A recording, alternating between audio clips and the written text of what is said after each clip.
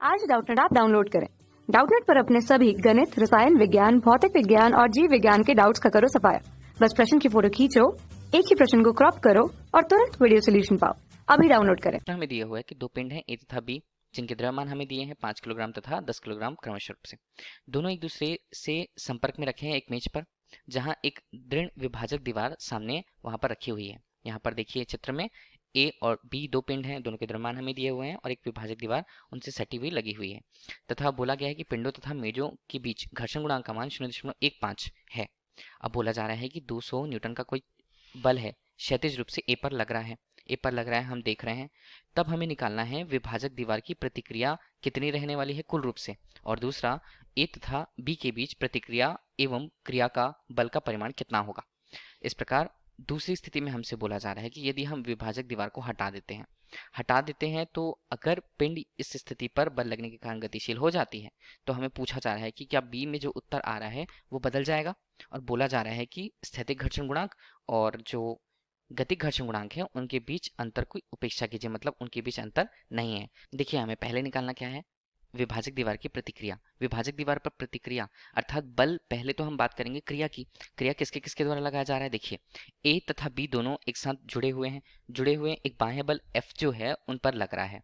बाह्य बल F लगने के कारण अब देखिए यहाँ पर ये मेज है, नीचे मेज है और ये यहाँ पर रखा है गुटका। दोनों के बीच घर्षण गुणांक हमें दिया है, कितना है उसका मान है म्यू के रूप में 0.15 इतना दिया है। घर्षण गुणांक के कारण क्या होगा, जो बल उस पर लग रहा है उसके विरोधी एक प्रतिक्रिया बल घर्षण के रूप में यहाँ पर लगेगी, जो उसकी एक गति का विरोध करेगा, जिसे हमने किससे प्रस्तुत कर रखा है, Fs से प्रस्तुत कर रखा है। पहले तो हम एक काम करते हैं कि घर्षण बल हम निकाल लेते हैं। घर्षण बल हम कैसे निकाले, कुल बल लग रहा था F के रूप में, ठीक है। F कितना दिया है हमें, 200 न्यूटन। अब उसकी दिशा की किस तरफ है, दाहिने ओर है। इस प्रकार घर्षण बल कितना दिया हुआ हमें, घर्षण गुणांक हमें दिया हुआ है 0.15, ये घर्षण गुणांक है। अब हम देख रहे हैं कि देखो दोनों जो बल लग रहे हैं यहाँ पर, घर्षण बल हमें किस प्रकार मिलेगा, घर्षण बल होता है Fs बराबर, इसका परिमाण क्या होगा, दोनों गुटकों का बल जो लगता है भार नीचे की ओर लगेगा, भार नीचे की ओर लगेगा। यहाँ पर हमने इसे प्रेषित कर दिया नीचे की तरफ। चलिए यहाँ पर हमने इसके भार को कैपिटल M से प्रस्तुत किया, कैपिटल M और G। कैपिटल M क्या बताएगा, M A का भार और M B का भार और उनके बीच का G के साथ गुणनफल। तो ठीक है, ये कितना होगा। अब F जो होने वाला है वो रहेगा म्यू, और नीचे के बल के रूप में प्रतिक्रिया हमने कुल रूप में R मिलेगी। प्रतिक्रिया कुल R किस के कारण मिलेगी, दोनों गुटके हैं, दोनों गुटके का भार, दोनों गुटके का भार होगा Ma धन M B के रूप में, और ये गुणा किया हमने G का, तब हमें भार मिल गया प्रतिक्रिया बल के रूप में। Fs का मान अर्थात घर्षण बल का मान हम इस प्रकार मिलेगा।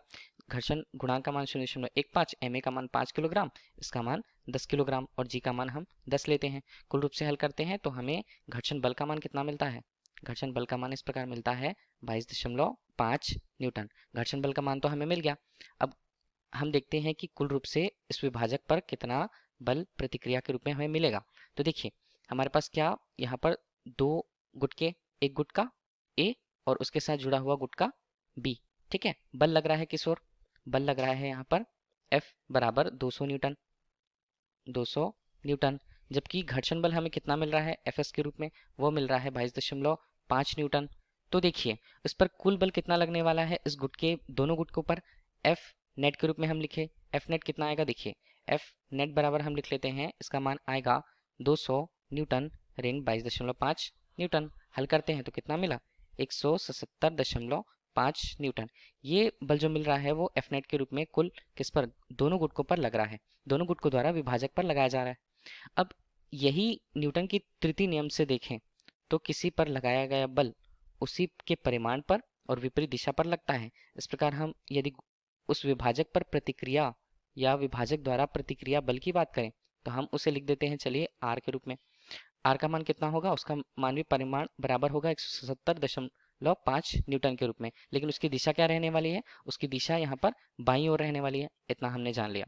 दूसरा हमें बोला गया है प्रश्न में कि हमें निकालना है A और B के बीच के, A और B के बीच प्रतिक्रिया और क्रिया बल। क्या करें हम एक काम करते हैं, हमने A सबसे पहले तो बना लिया, A पर जो बल लगा उसे भी हमने दिखाया। यहाँ पर A पर बल लग रहा है 200 न्यूटन का, 200 न्यूटन का बल लग रहा है।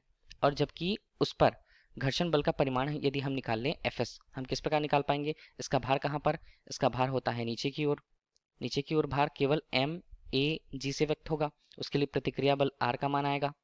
तो प्रतिक्रिया बल आर किसके बराबर होगी? आर बराबर होगी एम ए जी के रूप में। ठीक है, तो हम यहाँ पर देखते हैं कि घर्षण बल एफ एस कितना मिलता है। केवल ए के लिए हम बात कर रहे हैं, यहाँ पर इसे ए लिख लेते हैं हम। ठीक है, तो ये होगा म्यू आर के बराबर। म्यू हमें दिया हुआ है, आर हमारे लिए कितना होगा? एम ए जी के रूप में।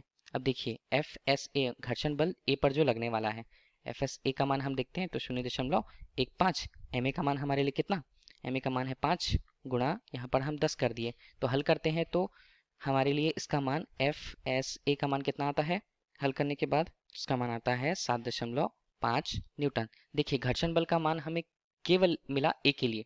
ए के लिए घर्षण बल का मान ए से व्यक्त। अब गुटका परिणामी रूप से कहाँ जाने वाला है? आगे की ओर, क्योंकि बल लग रहा था और विरोध बल उसके रूप में आया। तो एफ नेट यदि हम बात करते हैं, कुल लगता है किस पर?